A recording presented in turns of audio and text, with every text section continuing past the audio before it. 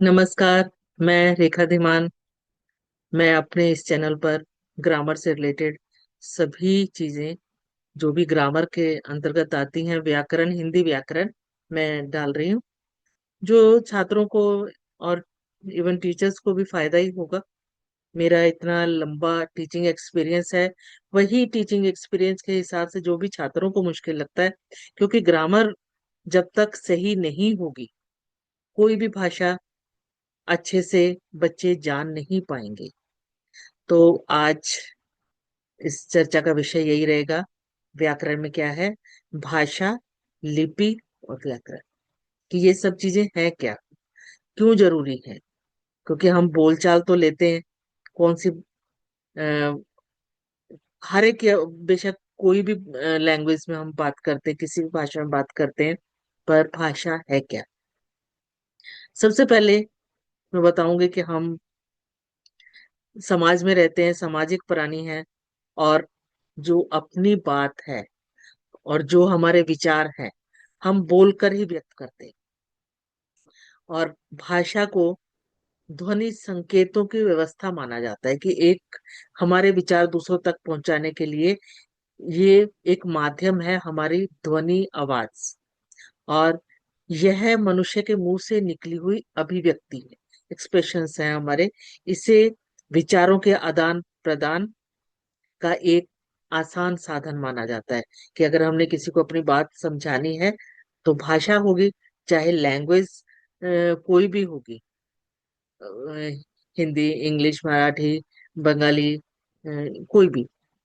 तो अपनी बात दूसरों तक पहुंचाने के लिए जो हम माध्यम यूज करते हैं, माध्यम का प्रयोग करते हैं, वो है भाषा। और संस्कृत भाषा को हिंदी भाषा की जननी माना जाता है, कि सभी जो हमारी हिंदी भाषा है वो संस्कृत से बनी है। हमें पता है कि भाषा का लिखित आज भी संस्कृत में पाया जाता है, लेकिन मौखिक रूप जो मुंह से जो निकलता है, वो अपने जो हम बोलते जाते हैं, वो कई चीजें वो बदल चुकी हैं। आज हम इन्हीं को तद्भव शब्दों के रूप में जानते हैं, कि कोई जो संस्कृत से बदल गए, हिंदी से बदल गए हैं, या दूसरी भाषाओं ने उसे अपना लिया है। तो भाषा बदलती रहती है। हिंदी भाषा को अपने अस्तित्व में आने के लिए बहुत समय लग गया है।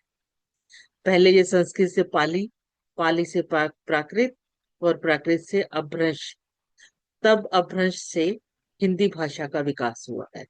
कि पहले ऐसे शब्दों का इतना विकास नहीं हो पाया था, और इस पे रिसर्च होती रही, शब्दों को जो अच्छा रूप दिया जाता रहा। और उसमें जैसे ना एक मूर्ति वो तराश के, हर बार जब उसको नया रखते थे तो थोड़ा सा उसको छाड़ पहुंच के या उसको सजा के, तो यही भाषा है कि वो आगे बढ़ती रही। तो भाषा की परिभाषा क्या होगी, डेफिनेशन क्या है।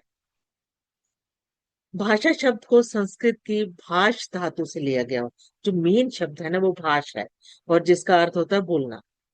हमारे भावों और विचारों की अभिव्यक्ति के लिए रूढ़ अर्थों में जो ध्वनि संकेतों की व्यवस्था प्रयोग में लाई जाती है, उसे भाषा कहते हैं। कि जो भी हम बोल रहे हैं, ये भाषा है जो हम बोलते हैं। दूसरे शब्दों में भाषा वह साधन है जिसके माध्यम से हम सोचते हैं और अपने विचारों को व्यक्त करते हैं। अब मैं जो बात कर रही हूँ वो भी भाषा ही तो है। और जब हम अपने विचारों को लिखकर या बोलकर प्रकट करते हैं, और दूसरे के विचारों को सुनकर या पढ़कर हम समझते हैं, उसे भी भाषा कहते हैं।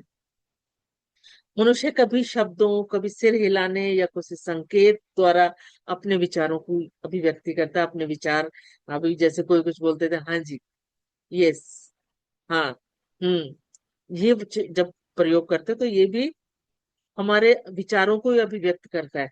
अगर कई बार होता है कि कोई हमसे कोई पूछता है तो सिर हिला देते हैं कि हाँ में, अगर ना तो दूसरी तरह सिर हिला देते हैं, तो ये भी हमारे विचारों की अभिव्यक्ति है। किंतु भाषा केवल उसी को कहा जाता है जो बोली जाती है या सुनी जाती है।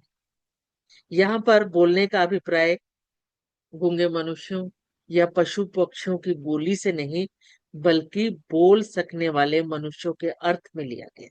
अभी तो आप समझ रहे होंगे। और मैं बता रही हूँ कि भाषा के भेद कितने।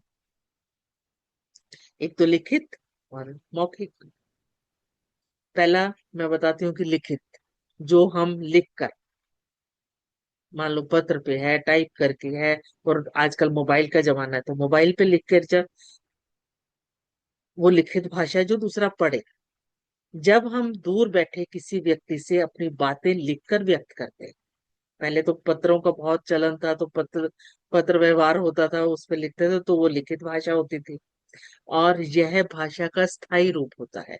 अगर हम किसी को रिटर्न में देते हैं, लिखा हुआ देते हैं, तो वो लिखा हुआ रहता है।